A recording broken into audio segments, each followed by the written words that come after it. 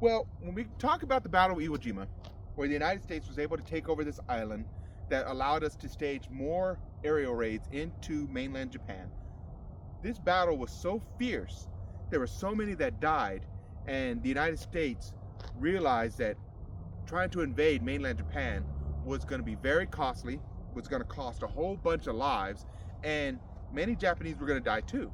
So we're talking like United States, if they were to invade mainland Japan, the estimates of American soldiers dying in that invasion was around 500,000.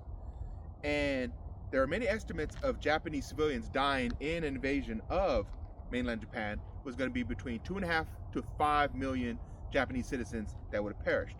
So the idea of the nuclear bomb was to actually save lives in the long run. And so the United States was telling Japan that they had this secret weapon and they were going to use it. Japan, they actually had a few people in Imperial Japan that were considering of the surrender, because at this time the United States had Japan surrounded. Japan had no way of winning this war. Well, you had some considering the surrender, but you had too many in the Imperial Japan circles that would rather die than actually surrendering to the United States. And so the United States, imagine you're texting somebody, hey, you want to go to lunch, and they just have you on read. And you get frustrated, you're like, hey, I asked you a question, and they're not responding back. Well, that's how the United States felt, that Japan was not responding to them, they were ignoring them. And so the United States decided to load up this plane. The plane's name was Enola Gay, and it had our nuclear bomb on it.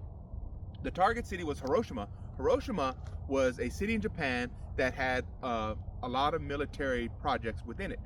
And so the United States went to Hiroshima with Enola Gay and the nuclear bomb, and on August 9th, the bomb was dropped. And the bomb in it dropped, it got about a quarter mile to a half mile above the city, and that's when the bomb detonated.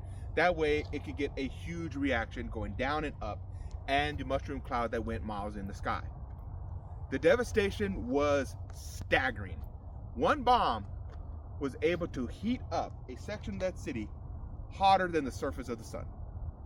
And everything within that nuclear center was evaporated because it got that hot. And so the destruction of Hiroshima was staggering and horrifying.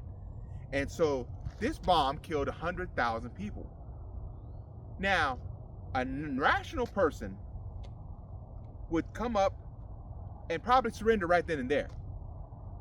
But Imperial Japan did not want to do that.